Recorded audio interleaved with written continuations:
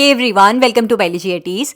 मेरे YouTube channel से जुड़े हुए मैक्सिमम स्टूडेंट्स नीट एस्पिरेंट्स हैं और मैं दिल से चाहती हूँ बच्चों कि आप में से जितने भी बच्चे बहुत अच्छे से मेहनत कर रहे हैं, डेडिकेटेड रहते हुए नीट की तैयारी कर रहे हैं, उनका साल 2026 में नीट क्रैक करते हुए गवर्नमेंट MBBS सीट पाने का सपना ज़रूर पूरा हो और साल 2026 से वो अपनी मेडिकल करियर की शुरुआत करें। लेकिन आप सभी बच्चे एक स्ट्रॉन्गेस्ट बैकअप भी लेकर चलेंगे और हर वो बच्चा जिसने 11th-12th में बायोलॉजी ली है, ज़रूरी नहीं है कि वो नीट ही टारगेट कर रहा है। हो सकता है उसे एजुकेशन फील्ड में जाना हो, टीचर बनना हो, प्रोफेसर बनना हो, रिसर्च फील्ड में जाना हो, साइंटिस्ट बनना हो। उन सभी बच्चों का क्या, उन सभी बच्चों के लिए भी तो कोई अलग से एप्लीकेशन फॉर्म रिलीज होंगे ना। और इसी एप्लीकेशन फॉर्म के बारे में मैं आज आप लोगों को बताने वाली हूँ बच्चों। मैं बात कर रही हूँ CUET एग्जाम की, कॉमन यूनिवर्सिटी एंट्रेंस टेस्ट। एक ऐसा टेस्ट जिसके जरिए आप लोग इंडिया की सारी central universities and maximum private universities, deemed universities, state universities में अंडर ग्रेजुएट प्रोग्राम जैसे कि BA, BCom honours, BSc honours, simple BSc, इन सभी अंडर ग्रेजुएट प्रोग्राम्स में एडमिशन ले सकते हैं। और मैं जानती हूँ आप में से बहुत सारे नीट एस्पिरेंट्स ऐसे भी होंगे जो कि नीट की तैयारी तो कर ही रहे हैं, लेकिन उन्होंने एक बैकअप भी रखा हुआ है कि नीट के साथ साथ मैं CUET का फॉर्म भी ज़रूर भरूंगा, ताकि इन केस अगर नीट में एक्सपेक्टेड स्कोर नहीं आता है तो मैं BSc ऑनर्स, BSc या फिर कोई और अंडर ग्रेजुएट कोर्स जिसमें वो इंटरेस्टेड है उसके लिए अप्लाई करेंगे। तो इसीलिए आप सभी बच्चों को CUET का फॉर्म जरूर फिल करना है। ये वो फॉर्म है जो कि आपके लिए स्ट्रॉन्गेस्ट बैकअप का काम करेगा। ये वो फॉर्म है जिसके जरिए आपकी जो मेडिकल कोर्सेज हैं, MBBS, BDS, BUMS, BMS, इन सभी के अलावा बाकी जो अंडर ग्रेजुएट प्रोग्राम्स हैं उसके लिए अप्लाई कर पाएंगे। CUET के रिगार्डिंग अभी कुछ दिनों पहले ही NTA ने अपनी ऑफिशियल वेबसाइट, जो CUET की ऑफिशियल वेबसाइट है CUET.nta.nic.in, इस पर एक पब्लिक नोटिस रिलीज किया है बच्चों। इस पब्लिक नोटिस में क्लियरली मेंशन किया हुआ है कि मई 2026 में आप लोगों का CUET का पेपर होगा। 13 डिफरेंट लैंग्वेजेस में ये पेपर कंडक्ट करवाया जाएगा। इसका सिलेबस भी CUET की ऑफिशियल वेबसाइट पर अपलोड हो चुका है। अगर आप गूगल बाबा पर CUET.nta.nic.in सर्च करेंगे, आप लोगों को उन सारी यूनिवर्सिटीज का नाम भी दिख जाएगा जो कि CUET के जरिए एडमिशन लेगी डिफरेंट अंडर ग्रेजुएट प्रोग्राम्स में, और आपको CUET 2026 का सिलेबस भी दिख जाएगा। फॉर एग्जाम्पल, अगर मैं आप लोगों को CUET के बायोलॉजी सब्जेक्ट का अगर सिलेबस दिखाऊं तो आप देखोगे बच्चों की NCERT बायोलॉजी क्लास 12th का सिलेबस इंक्लूड किया हुआ है। जो आपका नीट का क्लास 12th का सिलेबस होता है ना, reproduction unit, genetics unit, ecology unit, biology in human welfare, वही सभी यूनिट्स, वही सभी चैप्टर्स आप लोगों को CUET में भी पूछे जाएंगे। तो इस CUET की प्रिपरेशन करते हुए आप लोगों को कुछ अलग से नहीं पढ़ना है। नीट के लिए आप लोग क्लास 12th का सिलेबस पढ़ते हो ना, वही क्लास 12th का सिलेबस आप लोगों को CUET में पूछा जाएगा। सिर्फ और सिर्फ क्लास 12th का सिलेबस पूछा जाता है बच्चों। अब तुम कहोगे कि दी मैं ना बहुत सारे कोर्सेज को लेकर कंफ्यूज हूँ, मुझे सिंपल BSc में भी इंटरेस्ट है, BSc ऑनर्स बॉटनी में भी इंटरेस्ट है, BSc ऑनर्स जूलॉजी में भी इंटरेस्ट है, फिर मैं कैसे अप्लाई करूंगा इस एग्जाम के लिए?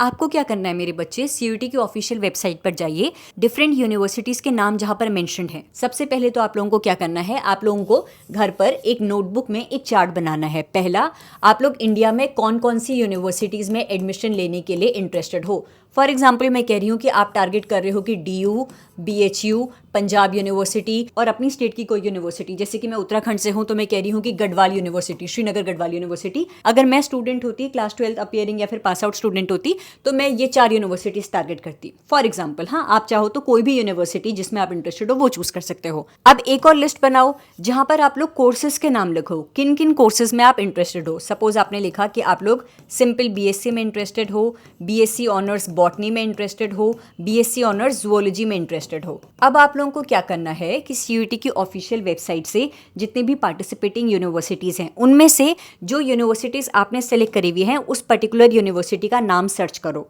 फॉर एग्जाम्पल, मैंने दिल्ली यूनिवर्सिटी सर्च किया और मैं देखूंगी कि दिल्ली यूनिवर्सिटी में जिन जिन कोर्सेज की मैंने लिस्ट बनाई है वो कोर्सेज अवेलेबल हैं। जैसे कि मैंने लिखा दिल्ली यूनिवर्सिटी में BSc ऑनर्स बॉटनी है, हाँ है, तो तुमने लिख दिया DU के आगे BSc ऑनर्स बॉटनी है।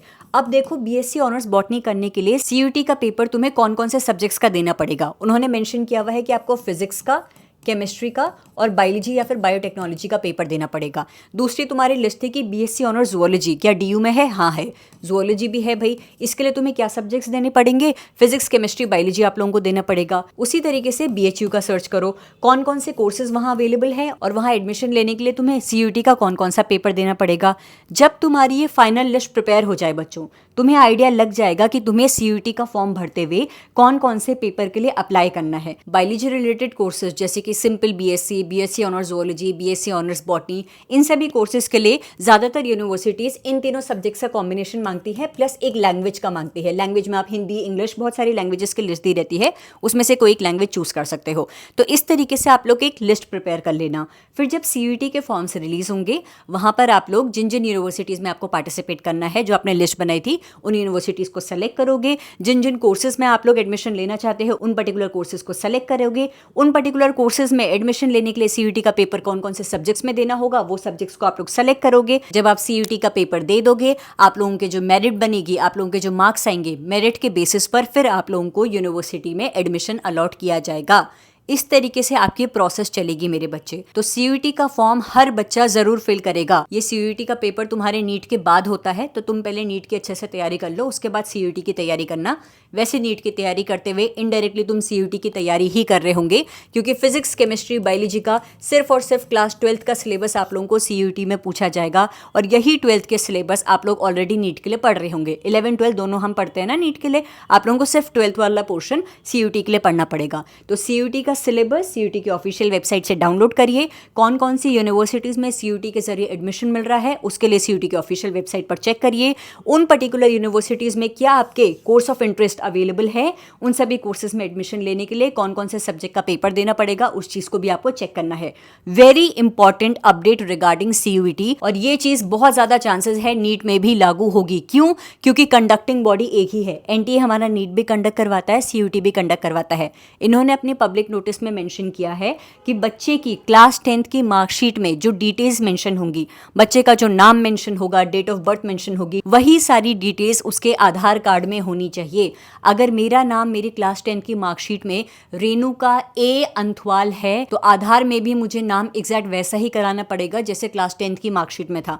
मैं ये नहीं कह सकती कि नहीं 10th वाले में स्पेलिंग मिस्टेक हो गई थी, अब मैंने आधार में करेक्ट करवा दिया है। नहीं मेरे बच्चे, 10th की मार्कशीट में जो तुम्हारा नाम लिखा हुआ आया था, वही तुम्हारे आधार कार्ड में होना चाहिए। डेट ऑफ बर्थ जो 10th की मार्कशीट में थी, वही डेट ऑफ बर्थ तुम्हारे आधार में होनी चाहिए। ये दोनों डिटेल्स स्पेशली चेक करी जाएंगी तुम्हारे एडमिशन के टाइम पर, फॉर्म फिलिंग के टाइम पर। तो इस चीज़ का ध्यान रखना। Get your Aadhaar card updated, और अपना नाम और डेट ऑफ बर्थ तो अपनी 10th की मार्कशीट के अकॉर्डिंग करवा लेना। आधार कार्ड में एड्रेस अपना प्रेजेंट एड्रेस लिखवाओ, जहां पर एट प्रेजेंट तुम्हारे मम्मी पापा रह रहे हैं। ठीक है जी, ये आधार अपडेट वाली चीज़ तुम्हारे नीट में भी बहुत ज़्यादा काम आएगी।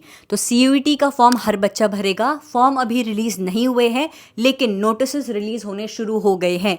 बहुत जल्द सीयूईटी के एप्लीकेशन फॉर्म भी रिलीज हो जाएंगे। इसके रिगार्डिंग और कुछ अपडेट आती है तो नीट के साथ साथ सीयूईटी रिलेटेड इन्फॉर्मेशन भी मैं आप लोगों को प्रोवाइड कराऊंगी बच्चों। तो मेक श्योर कि हर एक नीट एस्पिरेंट सीयूईटी का फॉर्म भी जरूर भर रहा है।